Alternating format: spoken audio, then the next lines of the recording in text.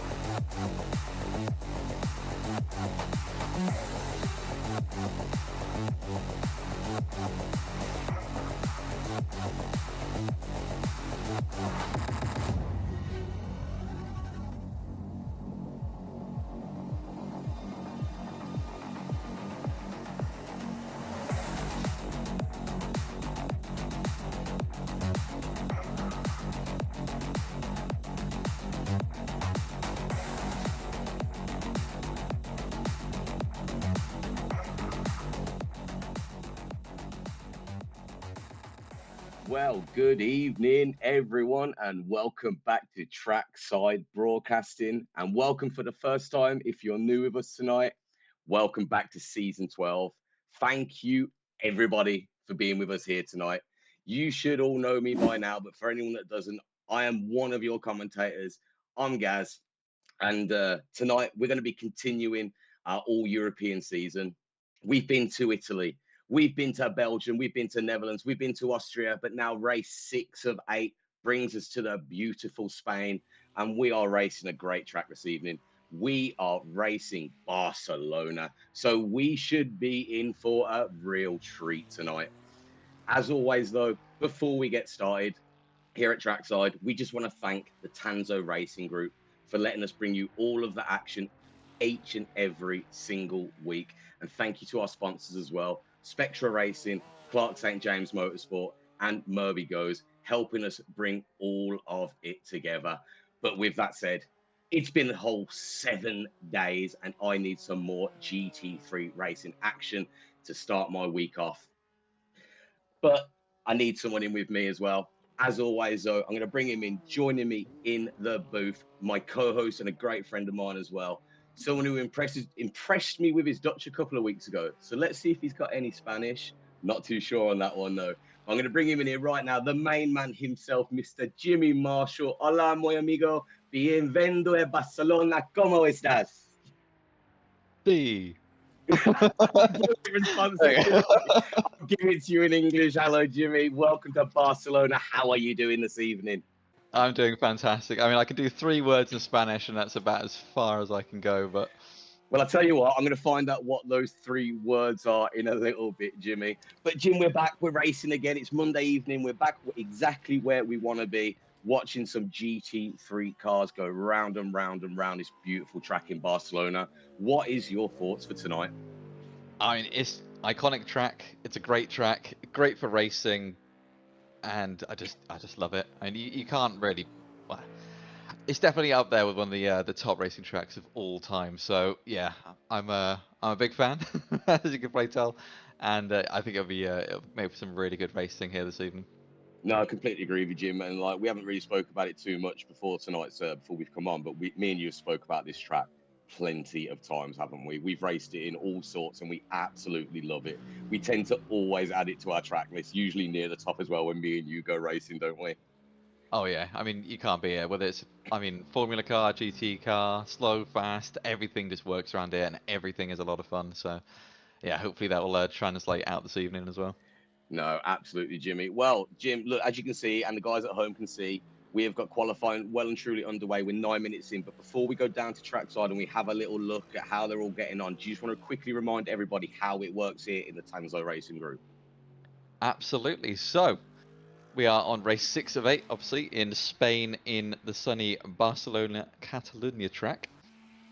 And we're starting off with 15 minutes of closed qualifying for the drivers. So we're currently coming up on 10 minutes into that session at the moment. But closed qualifying means the drivers are out there on their own doing a qualifying session, so they don't have to worry about anyone else getting in their way, being a distraction or whatever, so they can lay down the best lap times possible to get the best spot on the grid for themselves. After that, we have a brief 5-minute warm-up for the drivers, so they can do with it as they wish, where they want to get a bit more practice in, go for a toilet break, make a cup of tea or something, and yeah, then after that 5 minutes, we are on to this 60-minute race. 60 minutes of racing GT3 action is what I need, Jimmy, on a Monday night. It's what the doctor orders each and every single week. But with just under 5 minutes left, shall we head down to track and see how it's all getting on down there? Yeah, let's see how they are getting on. Currently, Craig Corish leading the way with a 1:41 dead. Not too far behind, though. Jordan Butler, though, impressing with a 0.025. There we go. The heat's There you getting to go. me today. Just behind Craig Corish there. I mean, that is a very fast lap time from those guys. And yeah, it's nice to see the pros mixing it up with the elites a lot more on a track like this. I mean, it's quite a... It's not an easy track, but I wonder if it's because it's such an iconic track that pretty much everyone's raced it quite a lot, so the timing's going to be a lot more jumbled and a lot closer together. I think Because I've got to agree with you there, Jim. Sorry, just going to cut in real quick. I think I've got to completely agree with you there. It's like I said with yourself at the start, Jimmy. We've raced this across plenty of series of cars and different events and stuff like this. And I think it's going to be the same for a lot of these guys. It's like you said, it's a truly iconic track. So I think we're going to see a lot of these guys mixing it in with each other tonight. Completely agree with what you've just said there. yeah, I was just going to say that. I mean, like you can see, like the AMs are mixed in with the pros, and the pros mixed in with the elites, and that's all I was going to say. After that, it's nice to see it mixed up as well, because it just yeah, it creates a bit of a different race for all those drivers. Because if you've just got pros fighting pros, elites fighting elites, and AMs fighting AMs, then they're kind of in their own races. But this way, they've kind of got to be a bit more tactical about how they how and when they get overtakes done, and makes it a bit more interesting. No, it really, really does, Jimmy. And we always like to see a good race out there, don't we? And mix it up a little bit. Craig obviously having a great race last week in Austria, currently topping the leaderboards, as you mentioned a moment ago, with that fastest lap as well by 2 tenths. He's absolutely flying out there tonight, Jimmy. He's going to be looking to improve on that P2 that he's had for the last few weeks behind Michael Gray, who hasn't set a time yet. Yeah, I'm a bit surprised about that because with how We, close the championship standings are at the moment, you'd expect him to be out there trying to get any points that he can possible, try to get high up on that starting order. Jordan Butler, though, going fastest overall, not by much, but he is impressing me out there this evening so far. But yeah, I'm surprised that Mike Gray isn't out there already, kind of going as fast as he can. Well, yeah, you'd expect to see him out there by now, like 1 minute 40 lap times, 1 minute 41s, with only a few, 2.5, just under 2.5 minutes left to go. Maybe he's not going to be setting the time, or is that him right now? There we go, Jim. We can see him out on track right now with us. We didn't see him just there a moment ago. I was looking at my notes, but no, Michael Gray out on track now, setting the time. Craig Corish taking the lead again, but it is so close in that. Look at that timing, Jim. Yeah, I mean, there's absolutely nothing between them. But that, to me, spells a good race that we're going to see out here, having everyone all jumbled up together and setting very, very similar lap times. I mean, the quickest time to the slowest time, there's not that much in it. And yeah, Casper Russo being a little bit off the pace. We have seen that from previous races. Casper will be...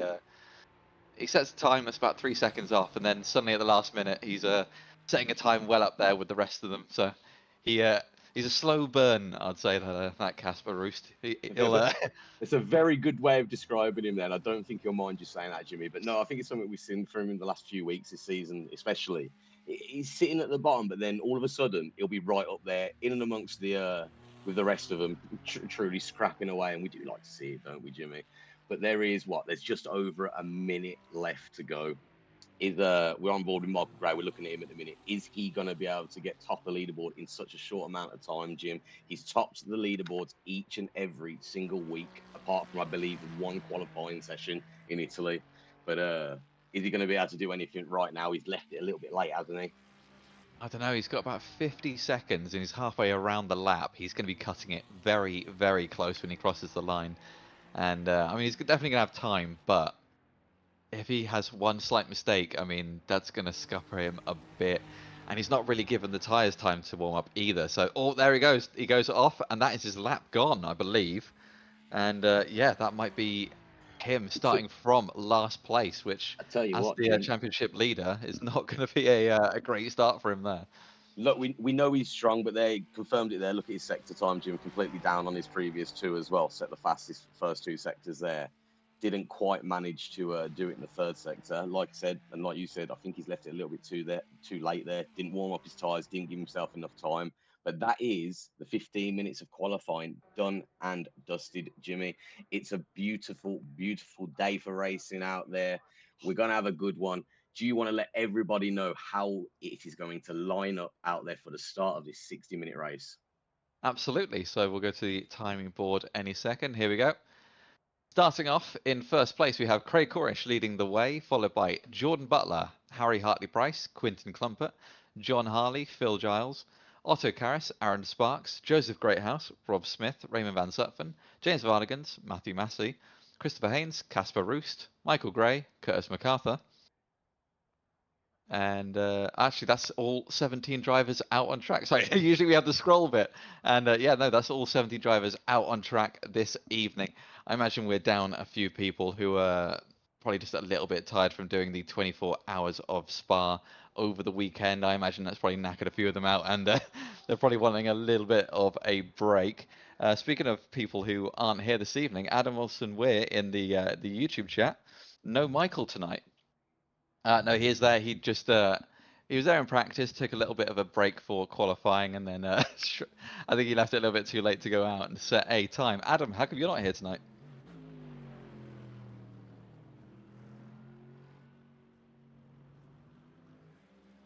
They will have to wait and see what his reasoning is for not turning up tonight, Jimmy. But like you said earlier, and like we've kept everyone knowing all season long exactly where we are in the season, we are on race 6 of 8. So that does mean, Jimmy, after tonight, we've only got a couple of weeks left, a couple of races to go. And there's the little prize pool at the end of the season. Everybody knows about it. Do you want to remind everybody what they're fighting for? Absolutely. So there is £150 up for grabs at the end of the season. That money is brought to you by Murby Goes, Clark St James Motorsport, and Spectre Racing, all generously donating a bunch of money for the prize pool, so that's very nice of them. We have £50 going to the elite winner, and then £50 going to the pro winner, and then the final £50 goes to the AM winner overall. So yeah, nice little prize pool for each class there. I mean, you wouldn't turn your nose down at at £50, would you? No, absolutely not, Jimmy. I say it each and every single week. It's always that nice little added incentive to make me drive a little bit harder out there on track and try and finish as high up as I can. But Jimmy, we've got a couple of minutes left, and before we get out there for our 60-minute race, Adam's come back to you. Work at 5 a.m. and he did do the 24 hours indeed. Or combining the two of those, yeah, That that's is gonna knock you out for a bit. I don't Adam. blame you for taking a week off. Yeah, I think we can forgive him on this occasion, can't we, Jim, for missing out? Anyone else who's not joining us for those exact reasons as well, you are forgiven for not gracing us with your presence on a Monday evening for some racing. But I think we can allow it, can't we? Absolutely. I mean, yeah, fair play to you. No, fair play indeed. Fair play indeed. Remember, everyone, like I said, race 6 of 8, and we are racing Barcelona tonight. Again, I'm going to wax lyrical about this track all night long. It is fantastic. 2.9 miles per lap, 14 corners in there. It is a true all rounder of a track. It's perfect for those GT3s, Gyms. It's got those long straights. It's got those high speed sweeping corners, those heavy braking zones with technical slow corners. Look, it's just perfect for GT3 racing, isn't it? It really, really is. I mean, it's perfect for basically anything. And but yeah, GT3s are just a classic around here. One thing though, with all those kind of fast, high speed sweeping corners, that does add a lot of tire wear. And yeah, I think towards the end of the race, we're going to see some sketchy moments going on with drivers really pushing it to the limit, and it's going to be a yeah. Well, I'm interested to see what the tire strategy is of people, whether they take tires or they want to risk that kind of that scariness towards the end. I'll tell you what, Jim, like, it was something I was just I seriously asked you before we get underway here in about 40 odd seconds or so. But this track really is intense on the tyres. I know it, you know it, and these guys will know it out there. Surely a tyre change on your pit stop's a smart thing to do here. Yeah, I mean, it's one of those things that you'd feel it out as you go along, but I think it might be one of those times where, because we've seen it on a few different tracks where drivers just don't take tires, and then you can see them kind of getting a bit sketchy at the end. But you weigh up that benefit of like, do you take the slower lap times versus the time it takes to go through the pits to and change the tires. Little Spectra car just hiding away in the barriers there, and yeah, so you got to weigh up whether it's worth the time lost for taking the tires. There you But go. One of the Spectre boys really testing out his tyres there, seeing what they can do yeah, over the grass there. Maybe planning something for later in the race. I think that was Jordan there, Jordan Butler, kind of a 95, wasn't it? Just Yeah, I believe so. taking himself away. But yeah, I think strategy is going to be a big one in this, and yeah, Adam, yeah, sorry, wasn't feeling it tonight. Yeah, we don't blame you at all. Just sit back, relax, and enjoy the broadcast anyway. And Andrew WM450 in the chat as well. Let's go, Jordan Greathouse. Yeah, he's one of those quick drivers, and I imagine he'll put on a good show for us this evening. Second place in the AMs there. And Just a again, correction, Jimmy. It's Joseph Greathouse, not Jordan Greathouse. oh, so I was reading the No, names like from the I what I was talking about before. just want the man to. I just want him to have Oh, his I'm sorry. name right. Just want him to have his name right. But yeah, Joseph Greathouse battling up from second, Jimmy. Normally up in P1, so he's got a bit of work to do immediately as we're going to start this race. Yeah, apologies. I was yeah, reading Jordan Butler's name at the same time, and yeah, so all the drivers lining up behind the safety car. We've got a little short out lap. You're going to see the drivers setting off, doing a bit of wiggling, getting a bit of heat in those tires before they go underway. And yeah, the rules are as soon as that safety car dips into the pit lane, it's then down to the lead driver, who would be, I think it's Craig Corish was P1, wasn't he? So as soon as Craig Corish Craig. crosses that line, then the race is underway, and you'll be able to see that from the lights at the top of your screen. As soon as they switch on, essentially, that is when it is go for those drivers. There you go, a little bit of wiggle in there from Jordan Butler. Yeah, they'll be wanting to get all that temperature in as quickly as they can, won't they, Jim? Like we said, real heavy braking zones in there, great straights in there, going to want as much grip as they can out there. And it really is a fast one down into turn one, isn't it? Yeah, they're very high speed turns at the start, but they are. Yeah, they've got some sketchy curbs around there. If you're on cold tyres, it can make it a bit treacherous. So they're going to have to be careful for those first few corners, because you put a lot of load on those tyres, and then when they're cold, they can be a bit spin happy. But here we go. The drivers are now lining up ready, going down that start-finish straight. You see them about to go any second as they cross the line, and they are off. Craig Corish leading the way. The third place car of Harry Hartley Price is actually up into second already. I think Jordan Butler was a bit too conservative across the start of there, and going wide, he almost lets the car through of John Harley. And yeah, they keep it fairly sensible going around these first few corners. I don't see any incidents going on. Fair play to those guys out there. No, absolutely brilliant start there, Jim. Brilliant start from all those guys out there. Craig Corish obviously still leading the way at the minute. John Harley has gone up from P3 to P1 in the pros at the moment. And Joseph Greathouse has took his spot back for sitting at P1. He got off the line very, very fast there. I was catching that in the back on Aaron Sparks, and he got pretty much straight ahead of him before I think we got to where the first car was placed, Jimmy, at the start of this race. Yeah. But no, absolute great start from all of them. Michael Gray as well. Remember, he started from the back, did not set that lap time out there. Currently up to P10. Now, there's only 3 elites in it tonight. You can see it by the pink next to their names. So he is pretty much guaranteed a podium spot as long as he finishes this race. But Michael Gray is very, very, very fast, Jimmy.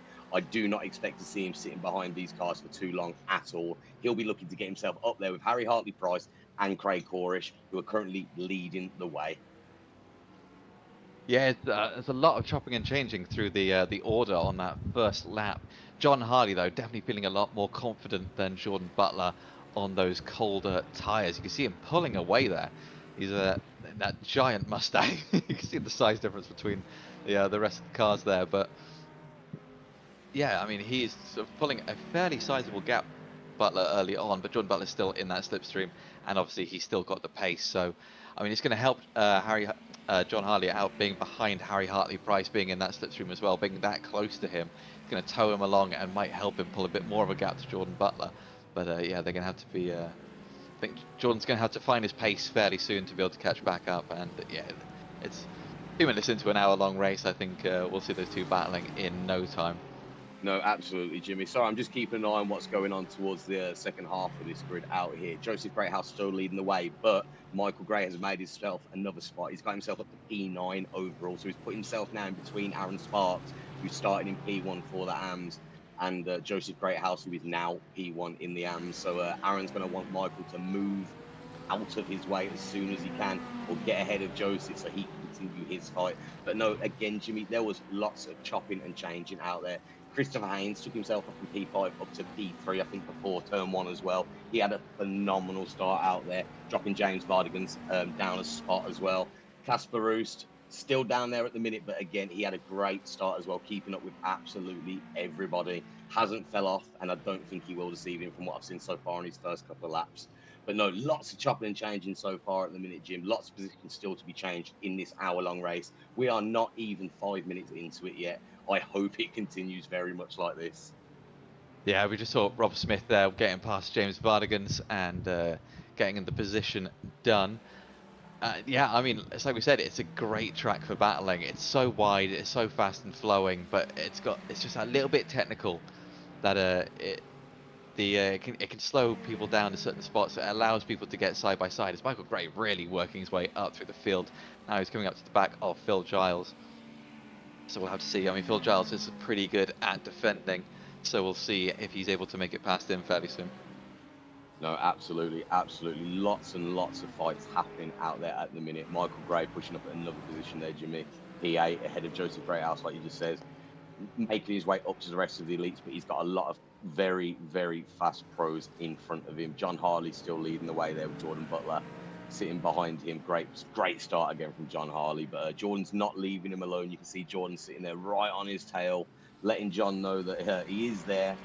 But can John see him in that huge Mustang? Maybe not in those mirrors just yet. Needs him to be a little bit further back, Jim. Yeah, I mean, Jordan Butler did very well to catch back up because he was out the slipstream. He was over a second back, and now he was literally side by side with John Harley at the beginning of that lap.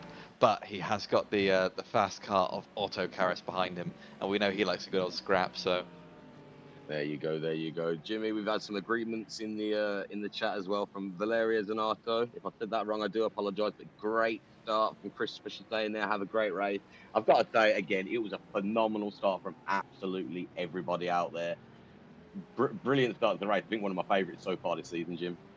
yeah, I mean, the amount of position changes, and especially the fact that we got Jordan Butler dropping down a couple positions, Harry Hartley-Price jumping up a couple positions straight off the bat, kind of changed it so that the drivers were then fighting in their own classes immediately, as we see both Michael Gray and Phil Giles getting a slowdown penalty, and Matthew Massey. So they must have gone a bit wide on one of those corners, and you can see them serving it there as the time drops down a little bit. Michael Gray definitely serving it a lot more than Phil Giles has. Come on, Phil, serve that penalty, and you don't want to get yourself black flag. He knows Michael's behind him. Look at that. Yeah, but they're not in the same fight. They're not in the same fight. There we go. I know, Jimmy. But it's great to see him scrapping out there all the same. But look, listen, we're 5 minutes, just over 5.5 minutes into this race. Let's have a look from top to bottom, shall we? So currently leading the way still, we have Craig Porsche in P1, followed by Harry Hartley-Price in P2 for the elites. John Harley leading the way. A great start from him again. Put him up to P1 for the pros, followed by Jordan Butler and P3 Otto Karas. Quinton Comfort follows just behind them with an ever-chasing Michael Gray down in P7, but P3 overall for the elite. Phil Giles just behind him, who we saw just with a moment ago. Joseph Greathouse leading the way for the AMs, followed by Christopher Haynes, again, who had a brilliant start. Took himself up from, I think it was about P5 there, Jimmy, into P2 at the moment. Great drive from him so far as we see him come around in that beautiful yellow and green Mercedes. I do love it. There you go. Anyway, Aaron Sparks, he started in P1, now down to P3 for the AMs at the moment, followed by Rob Smith over on P12. Then James Vardigans, Matt Massey, Raymond Van Zutphen, Christopher Roos, and Curtis MacArthur just at the back of the pack for now, though. That is your full rundown of all 17 cars and where they are sitting. Jimmy, it has chopped and changed so much. I was just trying to have a look at my notes of how they were in qualifying. I think pretty much everybody has now changed position. Yeah, that does not surprise me at all. As Jordan Butler, though, setting the fastest lap of the race. He is finding some serious pace out there. Look at that, a 141.3, Jimmy. Now, I think John Harley's got the second behind him there, and he's about 2-3 tenths behind him. That is some serious speed from Jordan Butler. We are surely going to be looking at him taking on John Harley any moment as he gets himself just under that half a second behind him at the minute. Yeah, and we saw that Casper Roost again gaining on the back of Raymond van Zutphen, giving him a little run for his money, keeping him honest out there. And we'll have to see how they get on, because he's getting very close behind him. There's a lot of really close battles. You can see on the timing board, anyone that's within, it's got a time that's in orange, they are within half a second of the driver in front. Anyone with the time in yellow is within a second. So if they're anything other than white, they're basically near enough battling. As Jordan Butler goes down the inside on John Harley and gets the move done, gets ahead of him, definitely getting that extra pace around this lap, and he is absolutely flying out there. They've banged doors a few times, but I think it's nothing but a bit of trading paint going on as Michael Gray is hunting down the car of Quinton Clumper. You can see him there diving down the inside. Can he get the move done as well? Yeah, beautiful, clean. Leaves plenty of space for each other, and they get going. James Vardigan's there. I tell you what, Jimmy, just in front though, you got Otto Karras just about to take on John Harley there. He's trying to take him on the inside. It's not going to work at the moment. He's going to look for the switch back and try and get on the inside. Michael Gray is there as well, nearly 3 wide as we went around that very tight corner there. But Otto Karras seems to have taken the lead from John Harley. Sorry, got himself up into P2. Michael Gray is also chasing. He's looking to get himself through the rest of these pros sitting in front of him. He's made some great time out there. But Quinton, who he just did overtake, Quinton Clumper, he's not leaving him alone either as he goes out wide, looking to take it too wide, Jimmy, as they fly down into turn 1 here. But I think Michael's going to be able to keep it, or is Quinton going to outbreak all of them here? No, he took himself back on the inside. Few beautiful overtakes from a few of those drivers out there. Michael Gray, John Harley, Jordan Butler, Otto Karras, some phenomenal driving from all of them out there. Yeah, I think Quinton was looking to make the move, but then decided to play it safe. I think slowing down Michael Gray was only going to scupper his own race, so I figured better. Sorry, Jimmy, look, I'm just going to cut you there, but look at this. We've got Casper Roost, Raymond van Zutphen swapping around left and right. Casper now takes it on the inside. He's looking to get in front of Raymond, and he does. Raymond tucks in just behind him. You got Curtis sitting just behind him as well.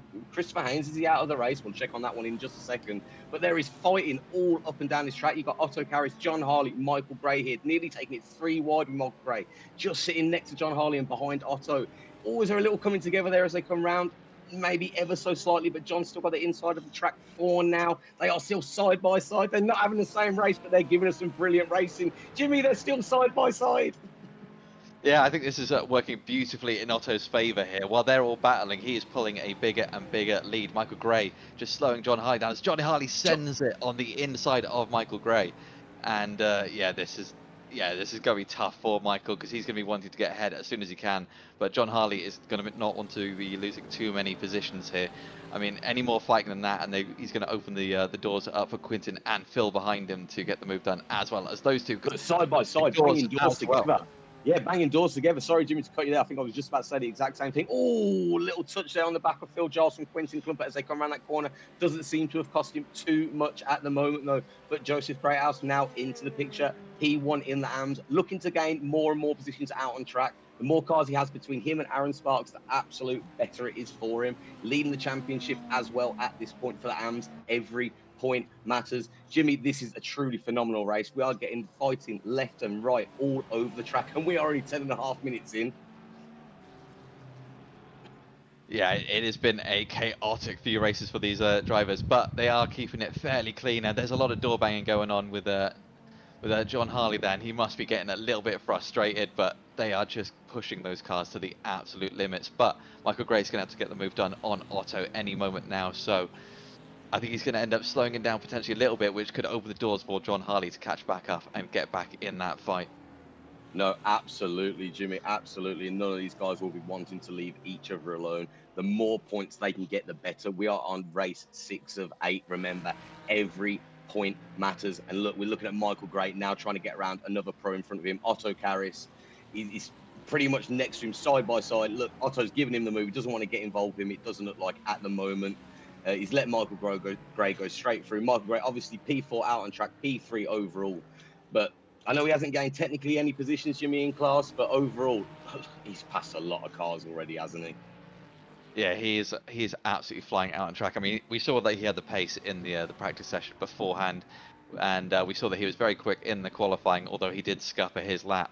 So there, Craig Corrish though setting the fastest lap of the race with a 1:41.2. Harry Hartley-Price 1:41.3. That very close to the time. So Michael Sorry, Gray. Jim. 1:40.8. That is phenomenally quick. He is looking to chase those cars down quick as he can by the look of it there, Jim. Sorry, a 1:40.8. That is truly, truly phenomenal times out there.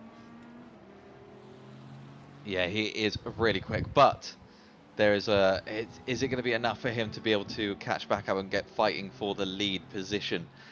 And it depends. I mean, we don't know whether the top two drivers as well are going to be doing any fuel saving or anything like that out there, or whether they're saving tires. I mean, Michael Gray pushing that hard surely can't be good for those tires, like we talked about earlier on. There's a lot of tire wear on a track like this, and yeah, he might be scuffering himself later on down the line. But oh, James Vardigan's there going for a massive spin, really pushing his car. Oh, and he gets tagged in the front as well there by Massey there. Matt Massey. Yeah, Matt Massey. Unfortunately, he's come around there. Has he not been able to see him there, Jim? I'm not too sure on that one, but I think we need to see an onboard with that one, because that's a very odd line for Matt to be taking there, because you track out wide, like, and yeah, let's take a little look as he comes round. So this is a little bit earlier on. It's the corner after this one, so he'll be hearing that James Vardigan is having a spin, and then I so wonder what if exactly he's can he see? predicting James Vardigan is going to be off to the right hand side, keeps it very narrow. And then, oh, suddenly he's there. No. Look You at the see wheel. the panic in that wheel turn. You see the shift in the wheel, and he just cannot get it done. I'm not putting anything on Matt Massey there, Jim. Now that I've been on board with him, then it's Yeah, I exactly think what that's he's a doing. different story when you watch the onboard, isn't it? That is really, really unfortunate. But obviously unfortunate for Mr. James Vardigan's as well, Jimmy, because that has severely impacted his race. Down now second from bottom overall and sitting P5 in the AMS, currently out of 6, with only Christopher Haynes behind him. But we're only, 14.5 minutes or so into this race. There's still plenty of time to get things done. And don't forget, you've got those pit stops as well. Yeah, those pit stops are going to be huge. I mean, with how close a lot of these drivers are, I think it's going to be, yeah, if you can get a really good pit stop here, I think it's going to be game changing for position wise. And yeah, we'll have to see how they get on with it. I mean, it's a fairly easy pit entry, so I can't imagine too many of them are going to lose time. But we've seen a lot of people accidentally speeding on pit entry over the season. So hopefully everyone's learned by now and they have been practicing those pit entries. No, you should. They should have took the warnings from previous races and previous drivers gone by, Jimmy, because we've seen it a few more times than we really should have this season. I've said it before, and I'm going to say it again. But those pit stops, it's a rookie mistake. I'm sorry, but you've got to get those down. It's a fundamental. Yeah, it's whenever I'm racing, it's one of the most important things that I like to practice personally, just because it can make or break a race if you get it wrong. But I mean, yeah, Barcelona's got a very nice easy pit entry, so it shouldn't be too much of a problem regardless. And yeah, Jordan Butler though, I mean, he has got a decent gap now to Otto Karas, and even bigger gap to John Harley. He is flying away and now fighting almost up there with the elite of Harry Hartley-Price. No, he definitely is, Jimmy. He's definitely flirting with the two in front of him there. He's not leaving them alone. He's under half a second. He's got 4 tenths just behind at the moment, and he's got Michael Graylow behind him by nearly 2.5 seconds. So at the moment, that's a great race from Jordan Butler. Nice little gap there for himself over Otto, like you said, and with Michael Gray sitting in between the two of them, I think Jordan's going to be very happy with position out here on track at the moment. Yeah, I'll be interested to see whether he goes for the move on Harry there, or if he sits behind him and then kind of just let him tow him along, maybe get a bit of a fuel saving done, bit of lift and coast, you know what, the old classics, and see if we can get a bit of a shorter pit stop for him later on and build an even bigger lead as John Harley gets very close up behind Otto Karas. Is he going to go for the dive? No, he keeps it keeps it sensible, sticks a little bit further back, and yeah, you can see the anticipation a little bit in his driving there. I think he's going to be wanting to get the move done and try and get fighting with Otto over the next couple laps as he gets closer and closer. As Matthew Massey gets a slow down penalty, and yeah, that's not going to help him. And yeah, I think that a lot of them are going wide on that sort of, is it third to last, second to last corner there. Second to last, that one, Jimmy. Now, why would they all be doing that? We know how good these drivers are, but we've seen a lot of them track wide. Look at all the tire marks you can see right there, especially in that last corner as well. Well, why are they going wide? Yeah, why are they going wide? We know how good they are. They're not just keeping on track, and we've seen a lot of wobbling from the back ends of the cars and not really gaining on the positions in front of them because they're losing that time in that corner. Are they going too quick into it, maybe, or could it just be the car being slightly unsettled? We'll do an onboard with that corner later on, but that specific corner is quite a sort of, it's a very high speed corner, and you kind of throw the car in and get it rotated, and you really want to get back on the power as soon as you can, because you almost keep that momentum going through the next two corners and then down the main straight. So that's kind of a very important corner to come out of. So you're kind of getting on the throttle earlier and earlier, and then obviously when you get on the throttle, the way the cars work is they only have so much grip to give, and the earlier you get on the throttle, the more understeer and you'll get, and it'll push you kind of out onto that gravel. So it's kind of a, yeah, it's just the drivers are eager to get a good run out of those last couple corners. Sorry, Jimmy, there. Curtis MacArthur, black flag, speeding into the pits. And it's got a little out there as Curtis MacArthur put himself out of the race. He's picked up that black flag, but I'm not too sure if he's sticking out there. He's not having the best of races this evening. Sure, he won't mind me saying that one. He knows he can be challenging up there with the rest of them. But no, looking back out rest on track, Jimmy, 18, nearly 19 minutes gone. Craig Corey still leading the way for the elites. Jordan Butler still leading the way for the pros. And Joseph Greathouse still leading the way for the AMs. Well, just quickly, I think we missed calling it, but John Harley now ahead of Otto Karas, and yeah, he's got he's pulling a little bit of a gap, but he's keeping that sort of, they're keeping close to each other out on track there. Just quickly in the YouTube chat, good evening to you, Baz Racing again. Nice to see you around here again. There we go. We've got Andrew M. Obviously, let's go Joseph Greathouse. And oh, actually, Jim, he's joining us from Illinois in the middle of some cornfields. That's a bit far field. How are you doing there, Andrew? Thank you for joining us this evening. And Baz, as always, it is great to see you in the chat, watching along and supporting these drivers. Guys at home, if you haven't already, let us know. Who are you backing for this race? Who do you want to win? Or who are you just here just to show a little bit of support for? Let us know in the chat and we shall get those names read out for you.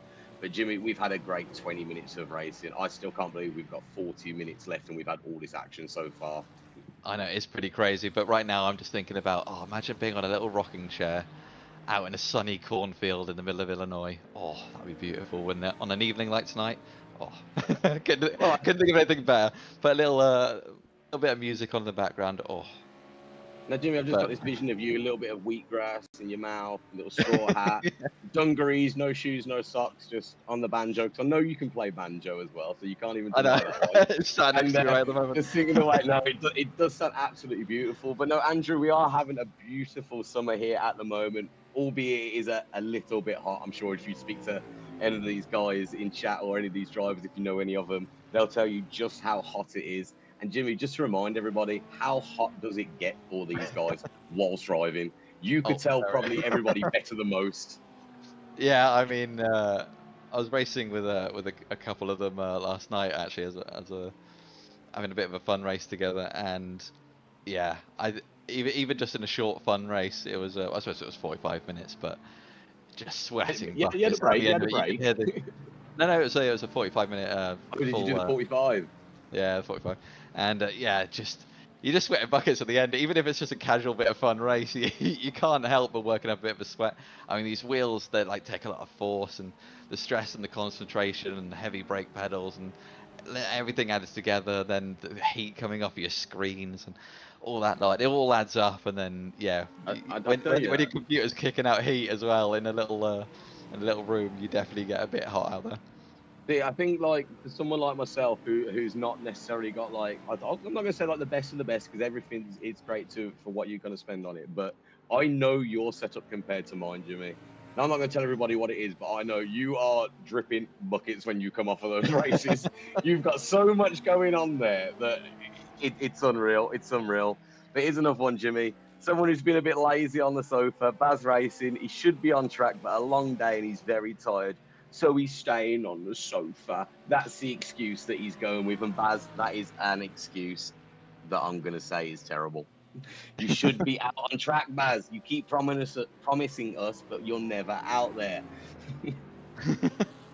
There you go. Enough berating the YouTube comments and the viewers for now. We do love you all here at Trackside Broadcasting. But 22 minutes into the race, Michael Greyhead's got himself up there now, Jimmy, with the rest of the elites. I was going to get my words out. Craig Corish is still leading the way, followed by Harry Hartley Price and of course Michael Gray. Your top three out on track and your top three for the elites.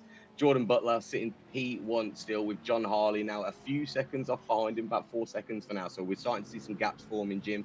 But there isn't a gap there with Otto Karras and John Harley and Phil Giles. They're chasing down that P3. Look at that Quinton Clumpert making a move there just on screen as we can see.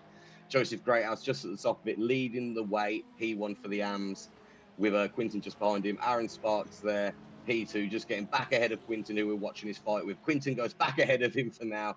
This one's chopping and changing. I'm not going to really call this one, but Rob Smith's in there as well. There you go. Raymond Van Sutphen sitting in P12, followed by Casper Roos, James Vardigans, and Christopher Haynes. And it looks like we have lost two pros for this evening, with Matt Massey and Curtis MacArthur showing out of the race. Yeah, it's a bit disappointing that they go out, but like we say, sometimes certain tracks suit certain drivers, and we know they're both quick drivers in themselves, but maybe they just weren't having a good time with Barcelona today. I mean, sometimes I know we were waffling about the heat earlier, and yeah, sometimes that heat can bring out a bit more frustration and a bit more like it's a bit harder to concentrate. I think sometimes when it's when you're sweating buckets out there. So maybe it was just they just figured, you know what, today's not the day. we'll take it off and It's not try worth again it, next time. basically. It's not worth Yeah. it today. Well, no, Also, Jimmy, Carr's getting very close behind John Harley there. I think he's they have been scrapping hard this race, haven't they? I think John Harley's been involved with everyone pretty much above him so far, Jim. And obviously now with Otto Karras, very hot on his tail here, just over a half a second, just getting under it now though. Just fluctuating between the two, but around about that half a second behind him, he's really not like letting John Harley go. Then you cannot forget Phil Giles is just behind him as well. We're looking at James Vardigans now chasing down Casper Roos, who's up into P13, P4 overall for the AMs with James Vardigans in P5, but James has got that yellow flag. He's going to have to slow himself down a little bit. Yeah, and I gotta say that Michael Gray really impressing me at the moment, going from last to second place. Obviously, it's not ideal missing out on qualifying, but yeah, I mean that he's had some phenomenal pace out there this evening. There you go, Jimmy. I tell you what, look, it seems like everybody's just, well, apart from James Vardigans and Casper Roos, we'll just sit on board with these for now. But shall we just let everybody know? There you go, Casper Roos going through on James Vardigans. Shall we let everybody at home see what these guys are dealing with out on track, Jimmy? I think it's time for that on board. Yeah, I think an onboard will be nice to see around a track like this because sometimes it's a little bit difficult to convey the kind of the fast flowing corners and the speed these guys are taking around here without seeing a little bit on board. But we're about halfway through the lap at the moment, so as soon as the lap is over, we'll hop on board with Craig and yeah, we'll do a little on board. Actually, are we halfway through or at the beginning? I think we're at the beginning of the lap actually. Yeah. So There we at the go. end of this lap. We might have just missed the start, but no, at the end of this, like Jimmy said, we will jump on board with Craig Corish, with our race leader overall and our race leader for the elites. Just so you guys at home do know exactly what these guys are seeing, because it's not like one of those where like playing something like Grand Theft Auto and you're behind the car and you can see everything going on. It really is difficult. We saw it earlier with the incident with was it James Vardigans, Jimmy, and Matt Massey, was it? When Yeah, with that when spin. Matt Massey Yeah. came around the corner, Vardigans just appeared. You'll see exactly how it is. We like to play these guys for you at home, and we're going to do it again with our race leader, Craig Corish, in just a moment's time.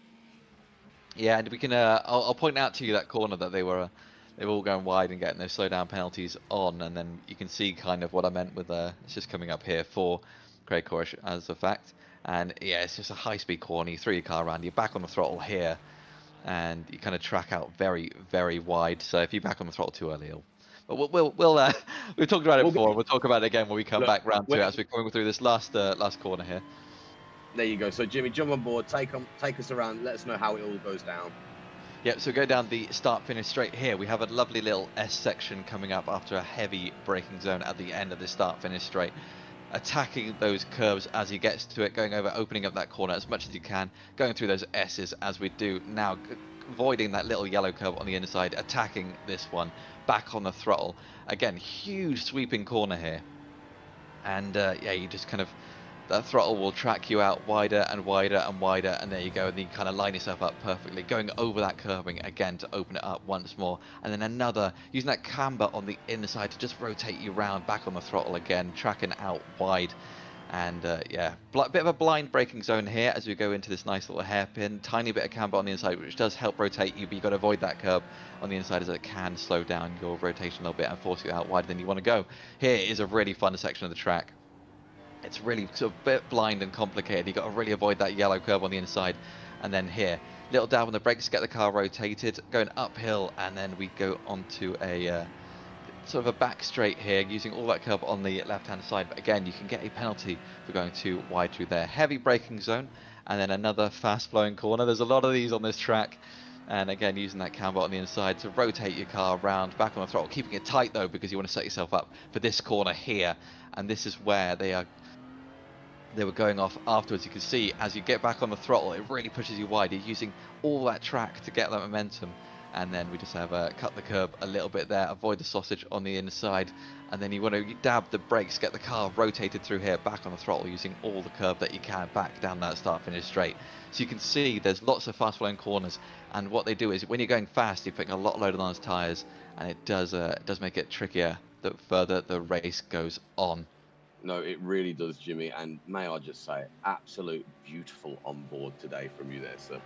As per usual, it really does show how technical this track really is. So those really fast, high-speed corners, you absolutely nail them though. And like we saw with Craig, you reap the benefits as you get onto those straight after them. It's absolutely beautiful lap there from Craig as well, Jimmy. But no, Oh look, yeah, we're really looking tidy lap. really, really tidy, kept it clean, kept it smooth all the way around. But look, we've finished that lap now, and we're still looking at Otto chasing down John Harley. He's within that half second, within a few attempts. He's not letting him go. But we're at that halfway point of the race, very nearly in about 15 seconds time, Jim. Surely pits are going to start to become a thing now. Yeah, I think we're not going to see them this lap, but I think we'll start seeing them over the next two, I would say. And yeah, I mean, what that onboard does show you is just really like how much these guys are attacking those curves, and you get so close to those yellow sausage curves. If you hit one of them, it can be race ending. But with the GT3s, luckily, as we saw there, some of them you can kind of get away with cutting them a little bit, but I wouldn't say it was quicker to cut them. I'd say it does slow you down just a tiny little bit there. And No, it really, really does. And we saw, I think it was Phil Giles just touched that sausage. He dropped off a couple of attempts on Otto and John in front of him. So it does show that even the slightest touches, Jim, it really does affect your time there. Look, it's dropped him to 8 attempts, nearly 9 attempts at the moment. so He just was, quickly, we have got a YouTube comment here from, I believe, Kurt M. would be Curtis MacArthur. And well, wasn't that fun? Using a setup from 2024 that made the car feel like an absolute lump. Zero front end, maybe next week. Ah, that's yeah. With how much these cars kind of change more than they change more than you think as time goes on, and you need to get those setups that you feel comfortable with. If you get no front end on a track like this, it can be it can be a bit treacherous because you're basically constantly relying on the front end of that car the whole way through here. So yeah, I feel your pain there, Curtis. yeah, Curtis, I'm sure you wouldn't mind us saying we did say it didn't look like it was your best race. I was looking at your previous results actually just after you went off. Look, you finished P1 last week. You finished P3 the week before that. He won the week before that. Look, mate, you are having a fantastic season. It's just a shame that it's happened to you on this race with such a great track. But like Jim said, 0 front end, that is not going to end up in a good time for you. No, not at all. But we are starting to see those cars dipping into the pit lane now. We've got Rob Smith, James Bardigan's, Casper Roost currently in there. And yeah, I'll be interested to see what the if there's any tyre strategies or anything like that, or if they are just going to go gung-ho, just put the fuel in, and then off they go, get those quick pit stops on the way. Surely with the amount of racing they've all been doing and how hard they've been driving, I really do think they're going to be changing tyres. But it's if they, I'm not sure, Jim. It's like you said, it's that thrill at the end of the race if they think they're going to be able to handle them or not. Because with some of the hard racing that we've seen, I don't think it's going to be too easy for them, for those guys who don't change tyres. I know, it's one of those things that, like, yeah, if you're in a race and then you don't change them, and you're like, I've gained about 12 seconds on the guy behind me now. Yeah, I've got a really nice gap here. I can just settle in to set really good lap times, and then as the laps go on, then they sort of, oh, I'm only 11 seconds ahead of this guy now. Oh, I'm only 9 seconds ahead of this guy now. Yeah. And then towards the end of the race, you're like, oh no. Seeing them times tumble, it's like, oh no, I've made a mistake here. Yeah, but it's all part of the fun of strategy, yeah, at the end of the day. And yeah, well, we'll have to see what these guys do, and when we speak to a few of them in the interviews afterwards, we'll Okay, so we'll see let's what just they have a quick look decided. though, Jimmy. Rob Smith, he's done what, 42.5 seconds nearly in the pit compared to James Vardigan's, who's done 24.5. I'm thinking Rob may have changed tyres. Oh, 100%. I'd say Rob has. Casper Russo, it's hard to tell. I mean, 29 seconds compared to the 24 of James Bardigan's. He might have just maybe had a slow entry or exit, maybe overfueling the car a little bit. Oh no, Rob's messed up actually. Casper did change tyres. James Bardigan's didn't, I believe. So yeah, I think Rob Smith just had a Yeah, yeah. but even still, then you look at Aaron Spock's 38.5. Surely he's changed tyres then. But if Casper is changing tyres at nearly 30 seconds, 29 seconds, it's so tough to tell if these guys actually are changing their tyres or not. Yeah, maybe it is the longer lap times are changing tyres. Baz Racing asking, what's the track temp? I cannot remember what the track temp was. Now that you're calling me out on this one, Baz. There you go. There's our There, little pop-up on the screen. there you go. There's all the information for you just there, Baz. I'll let you read it away. Track temp looking at about 23 degrees. So seeing about 19 degrees air temperature though. So it's nice racing conditions out there. I'm sure you'll agree. Yeah, it's actually quite cool for a track temp, but like we said before, it's even though it is on the cooler side, when you're putting that much load on the tires constantly with these high-speed corners, it can yeah, it can still add a bit more wear than you'd ideally like. But Christopher Haynes though, 8-second pit stop. That is Just noticing that down there. just Did he stop? just stopped for a glass of water, and off he went. I mean, No, on a day like today. absolutely needed. But we have seen a couple of the front runners running in. Joseph Greathouse going in top of the AMs at the moment. Phil Giles just tracking him just behind him as well. Craig Corrish did dip in, I believe, at the start of the last lap as well, which has temporarily allowed Michael Gray to take that P1. So he's done the last to first, Jim. Is he going to be able to keep it, though? Because there's a lot of cars around at the moment. A lot of cars not leaving each other alone. He's got a nice little gap at the moment, but there's fights all over the track. You never know what could happen. Yeah, and I'm impressed that he's being that quick, and he's going to be one of the last to pit as well. So clearly he's very, very comfortable in that car, and he's very good at looking after his fuel as well. As we see Jordan Butler now dipping into the pit lane, followed by was that Harry I Hartley think that was Price Harry in and front of Michael him and Gray. Michael. So now they've all pitted. So let's see where they'll come out. Very quick pit stop from Craig Otto Corrish there. Caruso, Oh, meatball meatball flag. flag. What has happened to Otto there? We'll take a look at that one. So he's on the So gravel already, and oh, it I looks saw like John someone's in Harley the off hole. behind him. It looked like What John was, Harley off behind him. I was thinking that was the Mustang of John Harley there. Is it? Yes, it is. So what has happened between these two? Oh, so what happens here, Jim?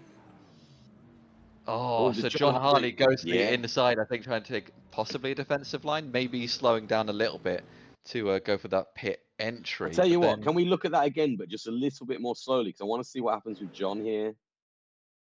I was looking at Yeah. Otto because I thought that's where the incident came from, but it looks like Yeah, John initiated. it's just a better camera angle to look at. So Otto's just carrying his normal line, going through quickly. Looks like John loses it on the curb a little bit, brakes to try and balance the car back out, but loses the rear end. Whereas Oh, there's nothing Otto can do. There is Oh, nothing I Otto don't can do know. there. I think Otto could have avoided that. You can see him go to Really? the inside, and he kind of drives towards it. I tell you what, I, maybe an onboard with Otto in a minute or so, just to see what did happen there from what Otto could see. But I don't know, Jim. I don't think Otto had enough time to react. I mean, What? you could see at the beginning, like of that corner, like coming out the corner, that John Harley was making a mistake and going to the inside. And yeah, I think Otto just didn't account for it. I think he assumed that John Harley was a non-moving vehicle, and There you I go. think sadly that has scuppered his race a little bit. But he's not far off the top three. So if he can, luckily, actually, do you want to let the guys know about a little thing they've got called a fast repair? Yes, Jimmy. So the fast repair, well, especially with something like the meatball flag, like we just saw with Otto a moment ago, even though he was going to the pits anyway. Fast repair gets them into the pits very quickly and basically allows any damage to be sorted out. It doesn't impact fuel, it doesn't impact tires, but lets you get back into the race as quick as you can.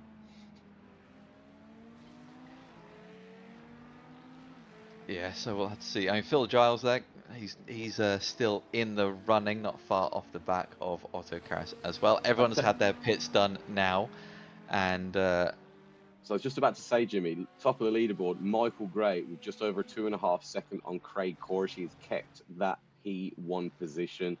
That is a last to first from Michael Gray if he manages to keep it as well for his last 20 minutes. We know how fast he is, but we know Craig is not slow either, and neither is Harry.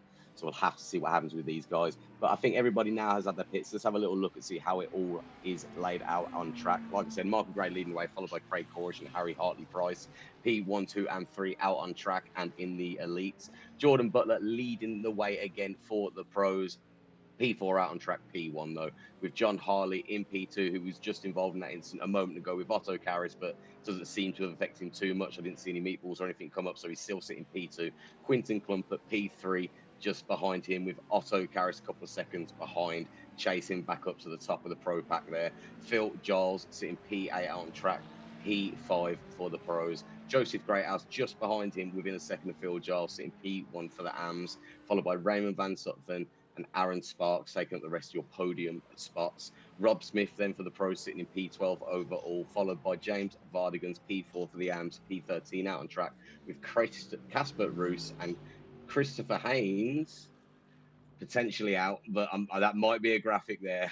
So we'll have to see what happens that one. But yeah, I wonder if he's that disconnected or something, because that was a bit of an abrupt, just disappearing off the screen. Let's keep an eye on Christopher Haynes, see if he comes back on. And see, let's looking at him now. So what happens to him there?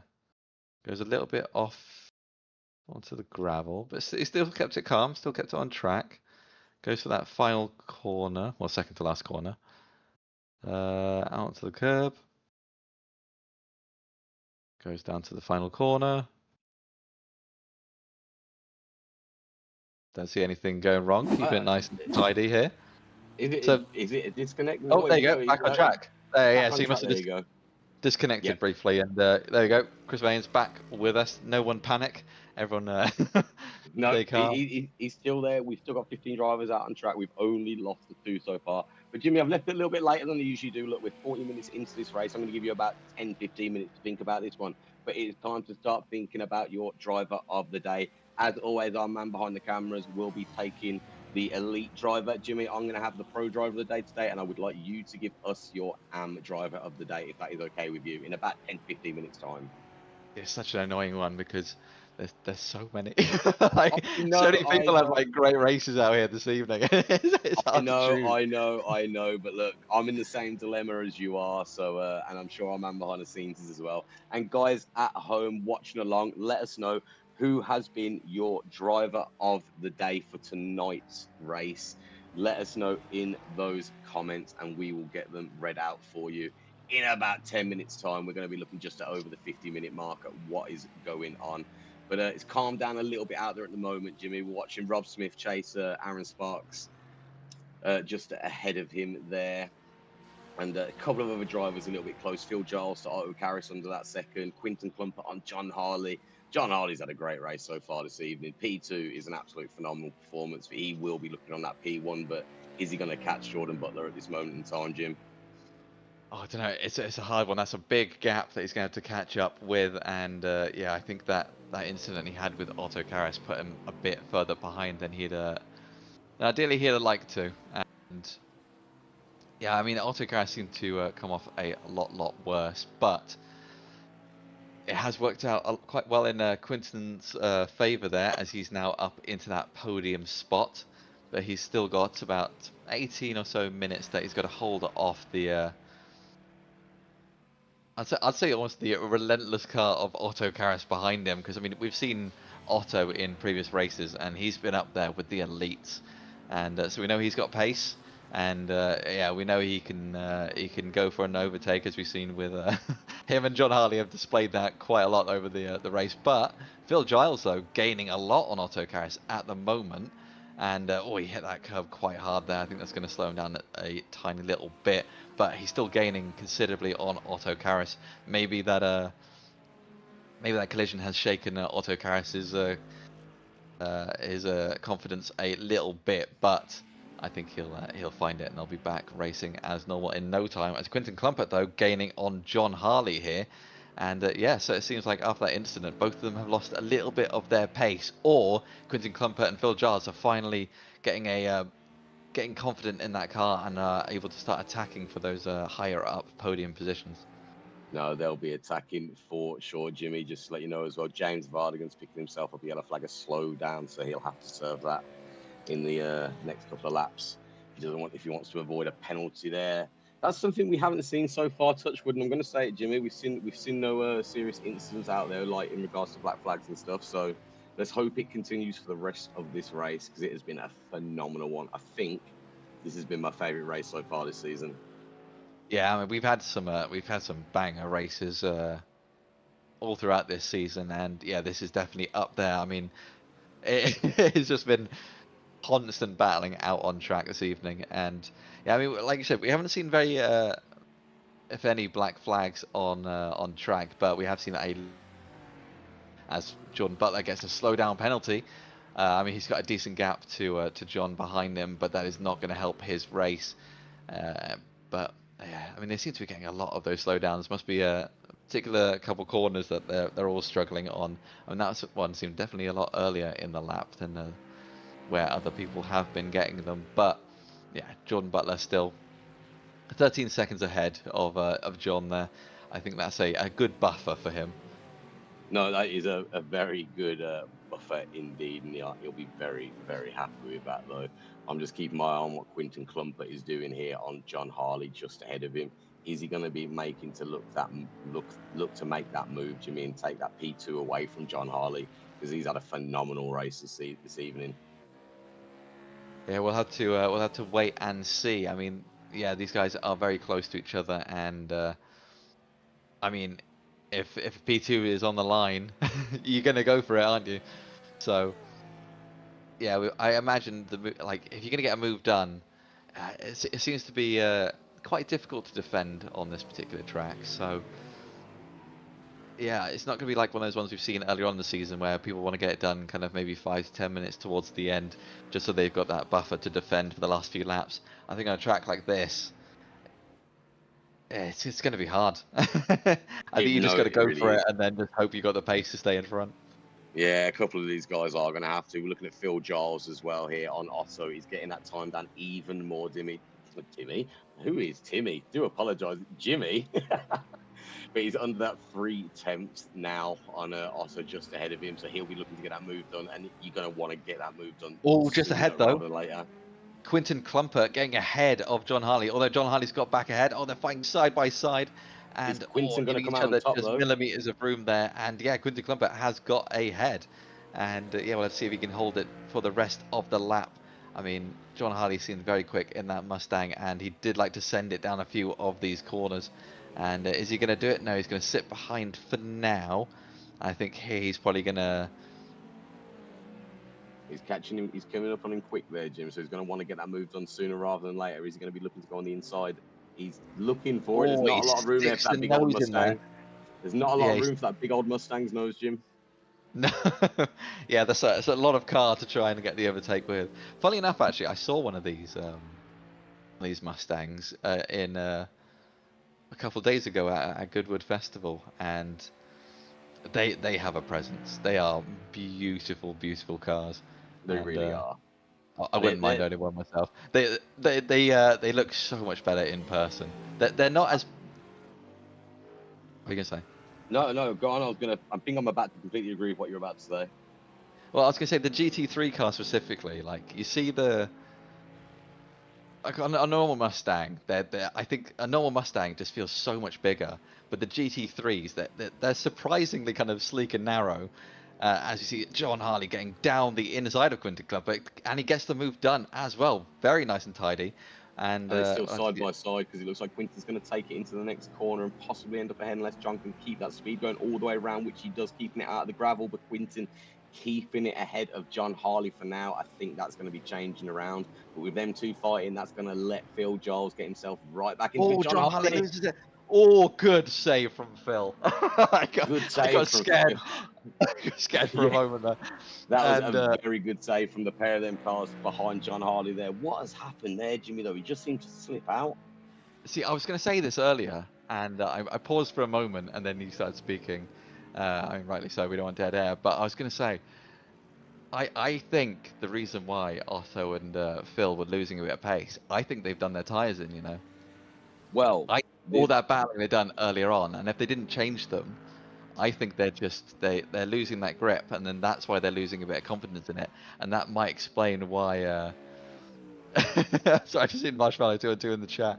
How I could hear you cover your mouth there. Yeah, I did actually. I was genuinely. That was a proper reaction though. Yeah, I gotta stay calm and compose myself. And yeah, I think maybe they've just overdone their tires a little bit, and then that's how he lost the back end here because he is pushing hard and like Let's he's have a not even quick the one that's on that gravel on the inside, so he should have more grip if anything. Let's have a quick look, shall we? Because they're side by side. Quinton gets himself into the lead there. John took himself just in behind. Now, when I saw it, it just looked like he slipped out. I didn't.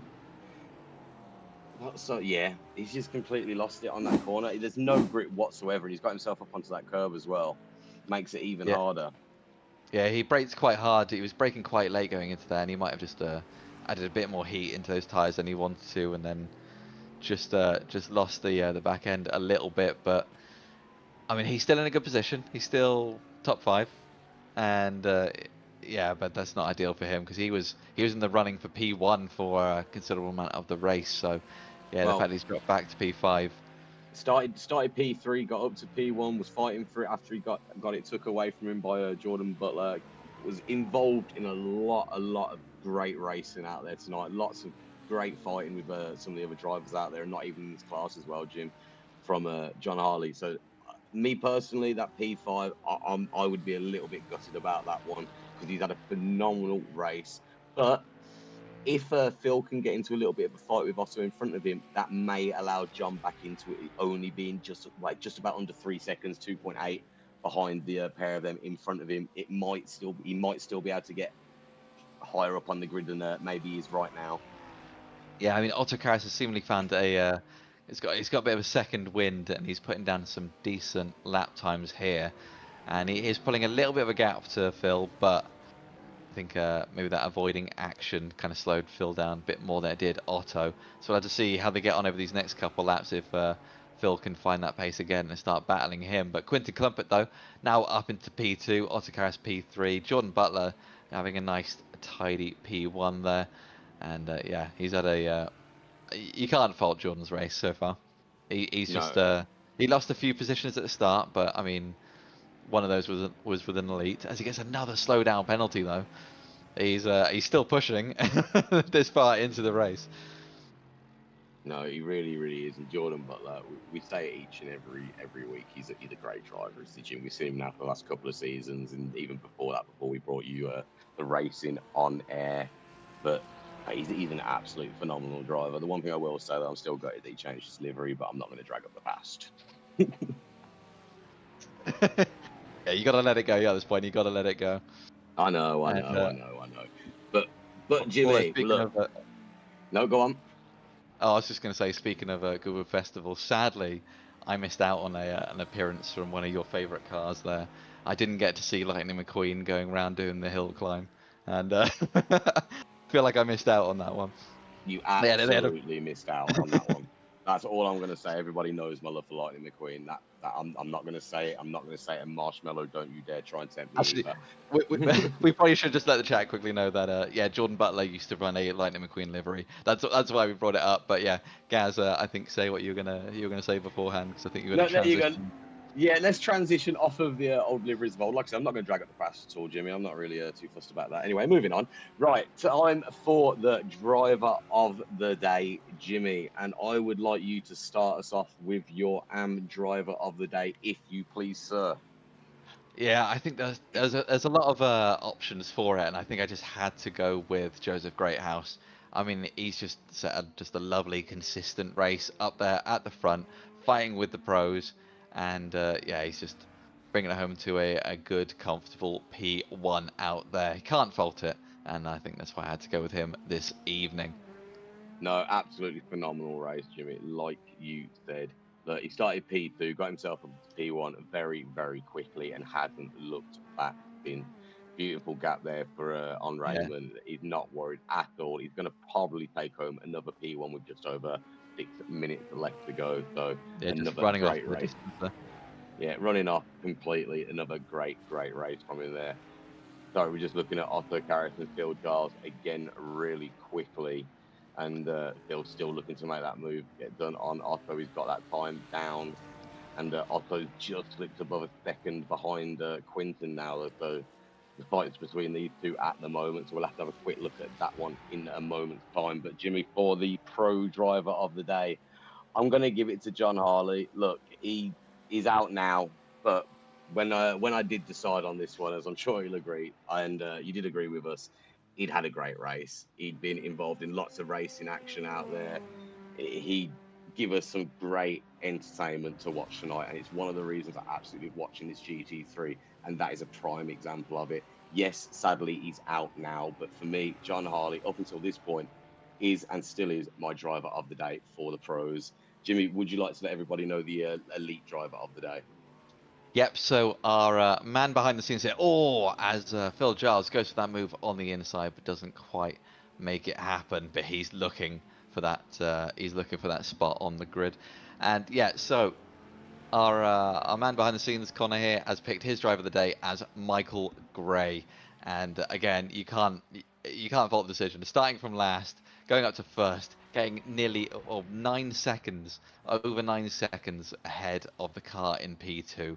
I mean, it's just a missile out there. He's flying with unbelievable pace, and yeah, he worked his way up through the field very cleanly.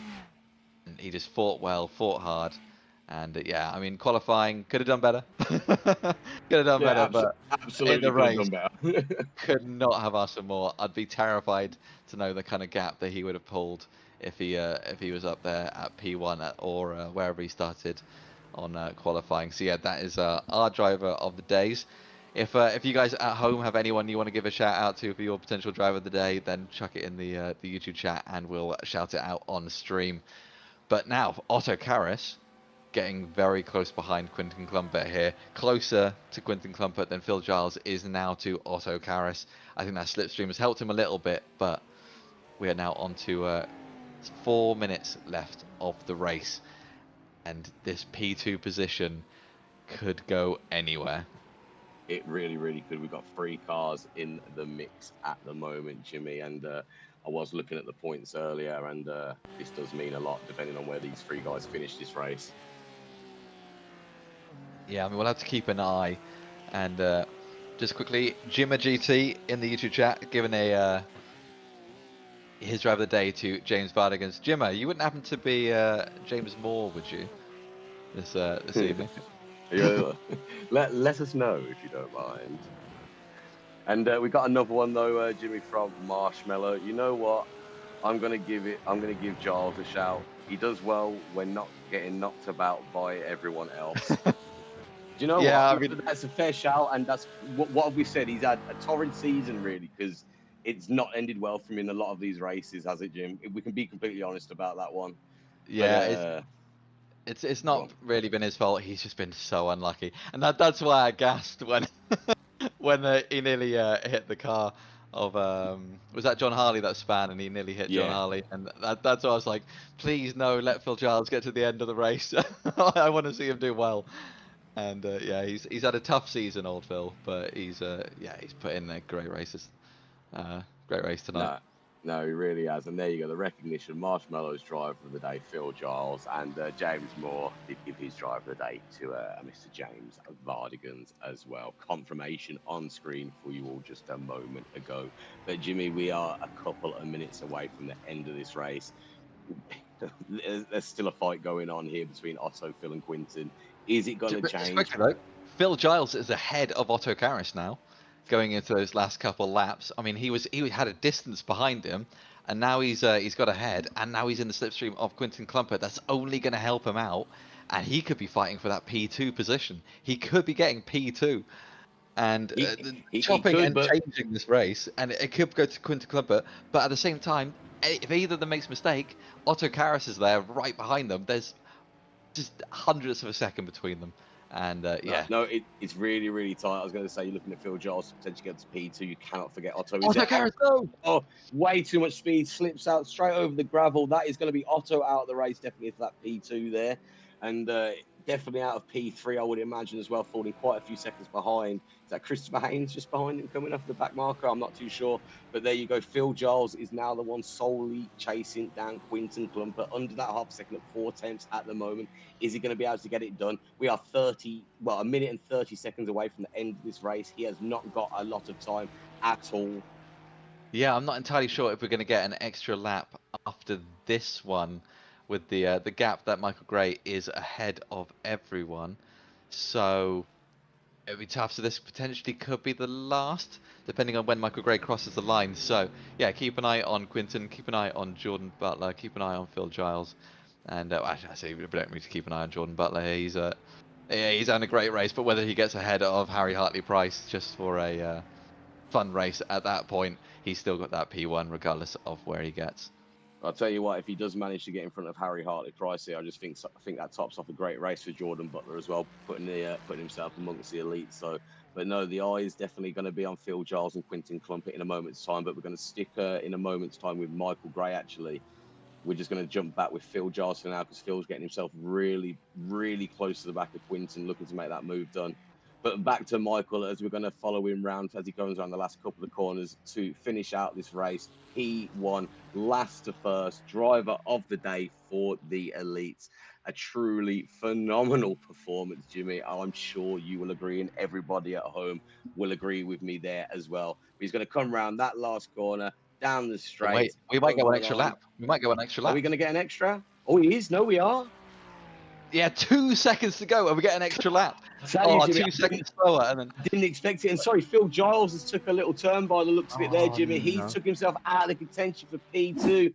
You jinxed it, calling Phil's race. What's happened? Oh, it He's looks like lost he's it on got the on the gravel. gravel and lost the rear Yeah, end. Phil. nearly, Phil. You had the hour mark, mate, and you did it, but that is so unfortunate there. Sorry to call it a moment ago, Jimmy, but I did not expect to see Michael Gray get past it in that time there to get another lap in. But yeah, I mean, 2 seconds between the race ending there and not. I mean, yeah, Joseph Greathouse though getting a slowdown penalty that shouldn't affect his position on track. Jordan Butler though getting so close at the back of Harry Hartley Price here. and he's giving him a run for his money. I think he's going for the move. He's going for the move on the inside. Is he going to get it done? Is he going to get it done on the very last lap? Oh, Oh, as Harry comes into the side of him right there on the right, looking to get himself back on the inside to make the move back. Is he going to be able to get it done? No, but Jordan Butler carrying a lot of speed around the outside there, staying ahead. P3 overall. Is he going to keep back Harry Hartley-Price as he gets to the left-hand side of him? Side by yeah. side at the moment. Harry Hartley-Price getting very argy-bargy there, trying to force his way back ahead. I think Jordan Butler's thinking, yeah, Let him it's have not it. worth the risk at this Do point. Let him not get ahead. ruin my race, Jimmy. I think, yeah. Well, they're saying that though. Harry Hartley-Price gave himself a slowdown penalty with that, as I think he cut the corner a bit more than he wanted to. That could give Jordan Butler the run to get ahead and get the P3 overall. As Michael Gray crosses that start-finish line, P1. Phenomenal race from him. Well done to him there. Craig Koresh also having a exceptional race and very consistent, clean P2 there. Nicely done from him behind Harry Hartley-Price now crossing the line for third place. He served that penalty, slow down penalty, with Jordan Butler still behind him. And yeah, nice little last lap battle for a bit of fun there from those guys. As my voice starting to go a little bit there. And yeah, Hey, Jordan Butler, well done to him. Little flash, little wiggle, and yeah, great race from Jordan Butler. there you go. I think that's a little bit of appreciation there for Harry Hartley-Price, giving him a nice little bit of the into the hour session there, Jim. But no, it's a great win there from Jordan Butler with Quinton coming over in P2 and Otto in P3. Great racing from all of these guys out here tonight. And then we're looking at Joseph Greathouse. There he is, your winner in the AMS again, P1 in Barcelona, followed by Phil Giles. And then Aaron Sparks is going to be taking P2 in the AMS tonight. Coming around the last corner now, and then Raymond, a few more seconds behind him as well, will be taking home the P3 for the AMS. Yeah, I There you mean, go. I don't think any of us would have been able to call who was going to get that P2 spot, who's going to get that P3 spot in the pros there. I They tell gave you, us a proper show this evening, didn't they? they really, really did. That was a truly, truly brilliant race with James Vardigan's last one coming around here just to finish it all off now. And that will be the end of your 60-minute race here in Barcelona for tonight. No, Jimmy, it was a great race. You couldn't have predicted any of the results. But I tell you one thing, though, when we got that extra lap, I was really looking at what Phil Giles was going to do. It's such a shame for him. That's the way that it finished for him tonight. But there you go. Nice little donut there from Aaron Sparks finishing in P2. But Jimmy, what's your thoughts? Exhausted. I didn't even race. I know exactly how you feel. Oh, well, I mean, yeah, that was stressful, but in a good way. Oh, I loved every moment of that. I mean, they all put on a darn good show. As I'm trying to keep it PC there. I mean, like, fair play to them. Hey, look, we all know what you're going to say, what you really want to say, Jimmy. But no, truly, truly, truly incredible race and some phenomenal driving by each and every single one of those drivers out there. Jimmy, do you want to let everybody at home know how it has finished? If you've caught your breath, that is. Yeah. So leading the way and P1 overall, P1 in the elites, we have Michael Gray, followed by Craig Corish and Harry Hartley-Price. Then we have Jordan Butler leading the way in the pros, fourth place overall, followed by Quinton Clumper and Otto Karras. Then we have Joseph Greathouse leading the way in the AMS, seventh place overall, followed by Phil Giles, Aaron Sparks, Raymond Van Zutphen, Rob Smith, James Vardigans, Casper Roost, Christopher Haynes, John Harley, Matt Massey, and Curtis MacArthur are your 17 drivers that were out on track this evening. There you go. Fantastic racing, fantastic driving from each and every single one of them. We only lost two tonight. That was a truly, truly great race. And I said it halfway through, but that does confirm it. Jimmy, that has been my favorite race so far this season. Look, shall we speak to a couple of these guys that got some of these podium spots? Yeah. Yeah, let's bring in Jordan Butler and we'll have a chat with him first and There you see go. how he's So we'll gone. get there you go, Jordan. Good evening, first of all. Congratulations on that P1. How did you find it? Hello, hello. I'm so happy to be back. That was one of my best races I've had in a long time. The last couple of weeks, I've just been in such bad luck. I'm so happy with that. No, honestly, mate, that was all around. That was a phenomenal race from absolutely everybody out there. But you really did show it this week. You had an absolutely great start. You qualified in P1. lost it for a second, but it didn't phase you at all. Got yourself back up there and didn't look back whatsoever. It really was a mad race out there. Did you feel the same being out there on track as well?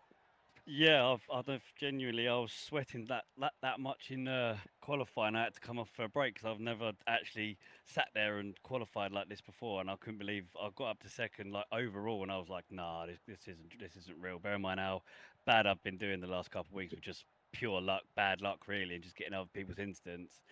And then yeah, as soon as I got past John, I just sort of put my head down and looked again, and I was like 12 seconds in front, and I was nearly fighting an elite, which I couldn't believe. Hey mate, like right at the end, we thought you were gonna do a Harry Hartley price there and get yourself up to P3 overall, and obviously keeping that P1 there, so not making an impact because you're in different classes. But that was some truly brilliant racing at the end there, mate. Me and Jimmy were edge of the seats. I think he'll agree with me. But look, I think his voice is going at the moment. All of you guys gave us a great race out there, so thank you from us at Trackside, mate. But look, we don't like to keep you for too long, so before we do let you go, first of all, it's great to speak to you again. It's been a little while. But anyone you want to give a shout out to or say thank you to for us? Yeah, give my shout out to my girlfriend Chelsea, my two kids, my best friend Liam always pops in and watches all the broadcasters that I'm a part of, all the Spectra lads, the sponsors, Dubby and Simworks.uk, and you two for always bringing a brilliant broadcast every week and just making it so interesting and amazing commentary from you two every time.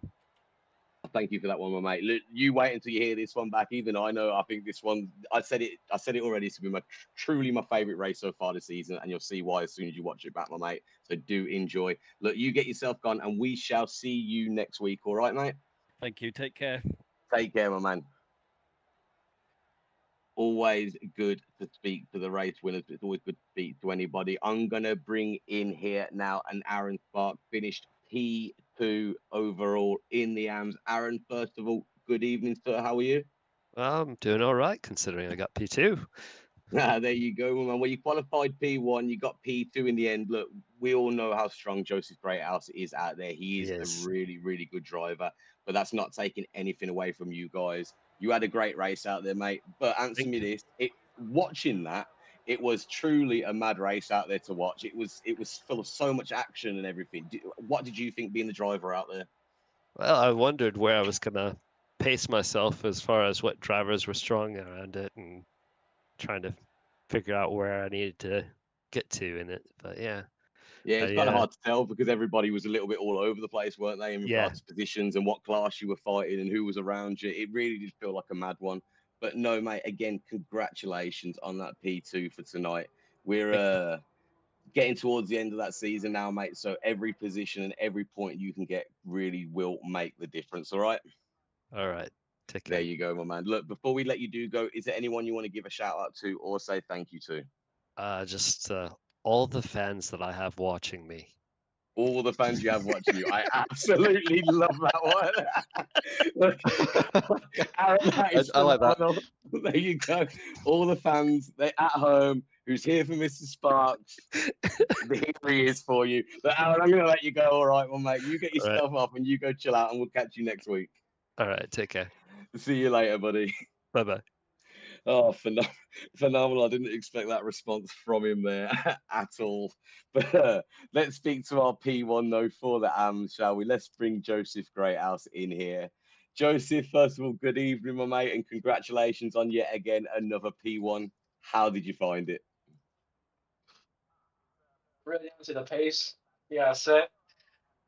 Definitely staying out of the door banging that they were having in front of me. So Yeah, there was a lot going on out there, mate. But you got yourself didn't qualify P1 for once, which I was quite surprised about. But got yourself back up there fairly quickly and seemed to nail that race. It was a bit of a crazy one out there, mate, and I'm sure you found it that way as well. Yeah, yeah, there you go, my mate. Look, we don't like to keep you guys for too long.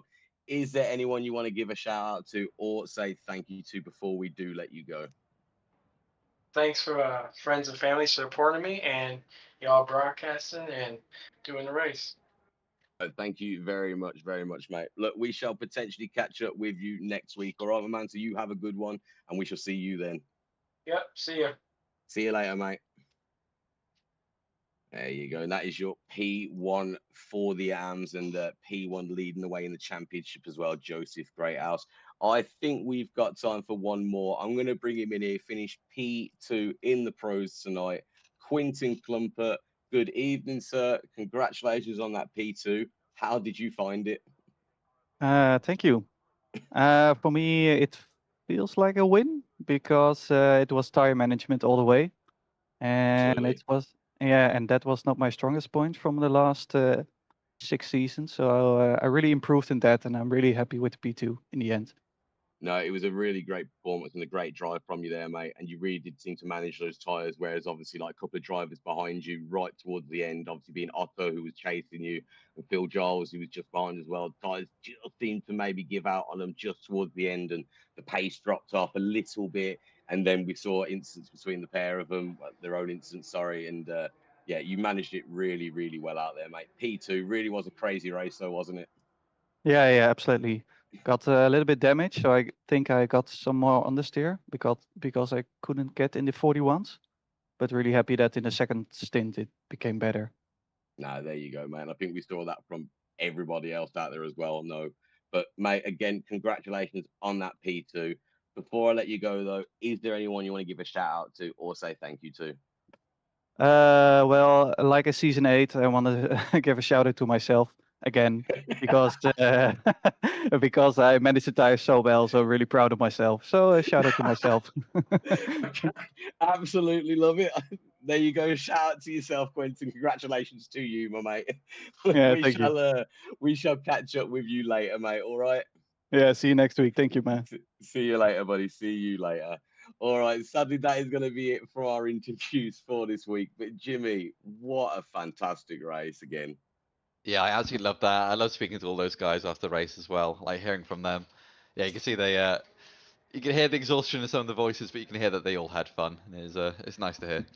No, it really is, Jimmy. But with that said, it sadly is that time, Jimmy, where I'm going to have to say it's going to have to be the checkered flag here from Barcelona and the checkered flag here from us at Trackside. Is there any final words from yourself this evening?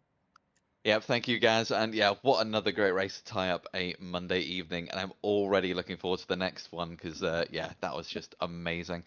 So we're creeping ever closer to the end of the season. And before we go, we'd just like to thank Spectre Racing, Clark St. James Motorsport, and Murby Goes for sponsoring this season. And another big thank you to the Tanzo Racing Group for hosting us again. Goodbye to Spain and Barcelona, as now we are headed over to Portugal to go race around Algarve, a phenomenal track, my personal favourite, and always makes for great racing. So thank you again to everyone for watching at home and for being here and supporting all your favourite drivers out on track tonight. Make sure to subscribe to the YouTube channel so you don't miss another race. And yeah, have a good week, everyone, and we should catch you on the next one. Good night.